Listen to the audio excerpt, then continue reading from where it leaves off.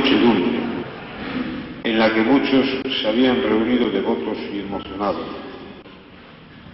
Era una tarde como esta cuando alguien se acercó a Cristo para bajarle de la cruz.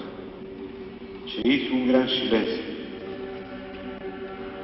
Le bajaron hoy porque el día siguiente era sábado, día festivo para los judíos, y que el cuerpo no permaneciera en la cruz.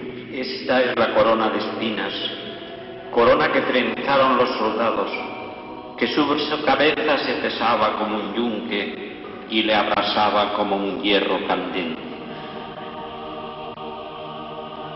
Esta es la mano derecha que pasó por el mundo bendiciendo a la gente y haciendo el bien. Esta es la mano izquierda que sostuvo el pan cuando se lo dio a sus discípulos en la última cena.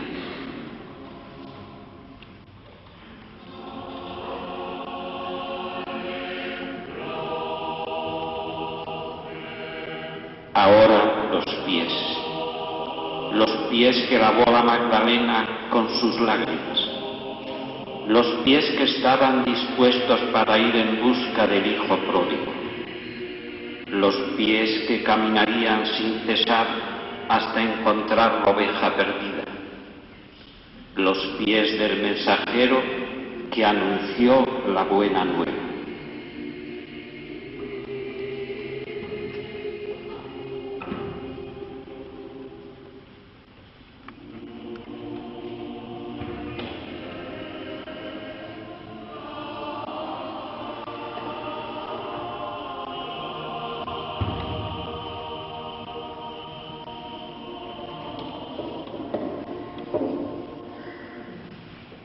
En la celebración de este mediodía hemos escuchado las 7 palabras que esta tarde recordamos.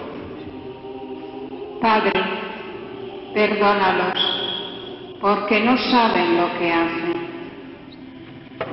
En verdad te digo, hoy estarás conmigo en el paraíso.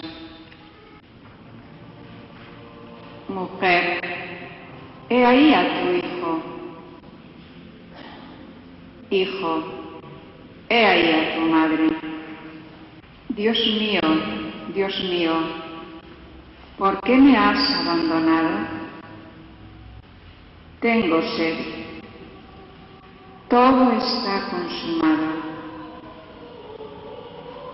Padre, en tus manos encomiendo mi espíritu.